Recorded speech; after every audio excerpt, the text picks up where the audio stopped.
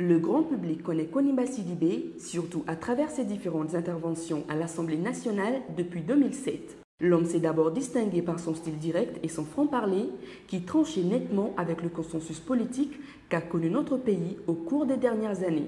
Moi, je voudrais préciser d'entrée de jeu que je ne m'adresse pas au général Sadio Gassama. Je m'adresse au ministre de la Sécurité intérieure et de la Protection civile du Mali et je ferai le jeu comme il devrait se faire sans aucune réserve ni autre retenue.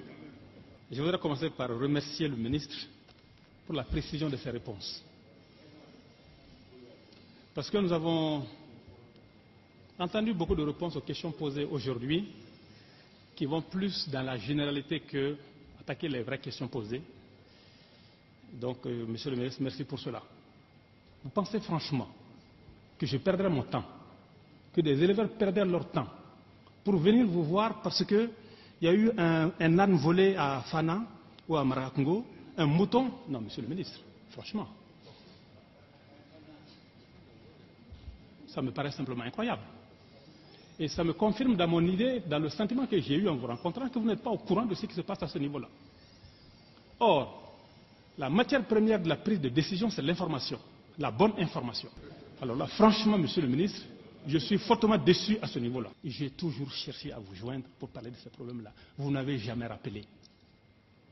Vous n'avez jamais rappelé. Donc je prends bonne note de votre disposition désormais à collaborer sur ces questions-là.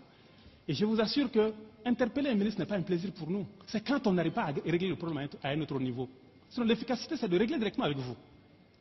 C'est quand cela traîne, quand nous avons le sentiment d'un certain immobilisme et inertie qu'on appelle ici pour un peu. C'est lui qui intervient à la télé pour dire que c'est dans le cadre de la lutte contre la délinquance financière. Et je ne l'ai pas entendu de quelqu'un, ni de personne d'autre. Je l'ai écouté de votre bouche, monsieur le ministre, à la télé. Alors, vous ne pouvez pas avoir dit ce jour-là que c'est dans le cadre de la lutte contre la délinquance financière et contre la corruption pour dire autre chose aujourd'hui.